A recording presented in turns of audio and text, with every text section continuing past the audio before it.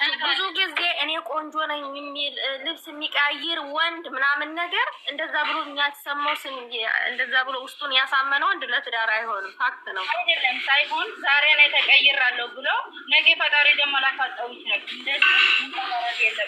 የለበትም ግን አሁን ምንድነው መፍትሄው ለእነዚህ ሁለት ልጆች ነው እያልኩ ቃል ማለት ነው። ቃል እኔ አንድ ነገር የምናገረው እዚህ ጋር ብሩኬ ለሃይሚ ማለት ፍቅር ወይ ክብር አለው ብለን የምናስበው ቪዲዮ አለ ወይ ምክንያት አለባችሁ? ይሄን ለመናገር ይሄን መልሱ። ምንድነው ለሷ ክብር ፍቅር የሚያደርገው ነገሮች አለ?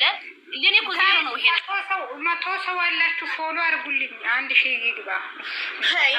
ማሬ እኛ እኮ ፍቅር ሲሆን እንትን የሆነ ሰላም ሲሆኑ እኮ ፍቅር እኮ ያጫውታቸዋል። የሆነ ፍቅር አለው እንድንል የሚተውኑ አትወናል እኛ ፍቅር አጋባል ብለዋል እኮ እናንተ። ይሄ ሮማንቲክ አትሞኑ ብለዋል። ባለፈው አትሰሙ እንዴ እናንተ?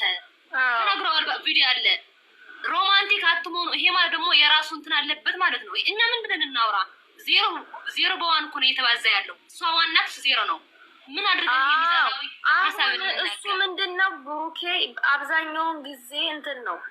እዚህ ጋር ትክታክ ላይ 1-2 ሩዝ ቀቂያዎች አሉ። እነሱን ይሰማል። እነሱን ብሎክ ያደርግን የኔ ሀሳብ እነሱን ማለት ነው። ቃል ማለት ነው። እንደዚህ ያደረጉት የመጨረሻ ንግግር ልናገር።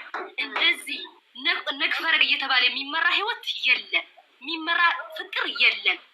እዚህ ያሉ ዛለ ምናምን የሚባል ነገር አይሰራም። ይሄ ልጅ ህፃን አይደለም። ገባችሁ? ራስ መምራት ካልቻለ ከልጅቷ ህይወት ውጣ ነው ሙሉ። የኔ ውሳኔ ይሄ ነው። ውጣ፣ ራሷ አትማር። እሷ ደግሞ መጽናናት ነው የሚመኝላት። ለሷ ጠንክራ እንድትሆን ነው የሚመኝላት። በራሷ ኮንፊደንስ እንድትኖር ነው የሚፈልግ። እኔ ግን ውጣ አልልም። እኔ የምለው ምንድነው እንደ ትልቅ ሰው አስብ። ትልቅ ሰው ነክ እንደገና ደግሞ የሰው ምክር አትስማ። በቃ ይሄ የበታችነት ስሜትህን አስወግድ። የሚያንስክ ነገር የለም። ልመልስልሽ እያንዳንዱ ነገር እኔ የምናገርሽ በማስረጃ ነው እየናገርኩሽ ያለው።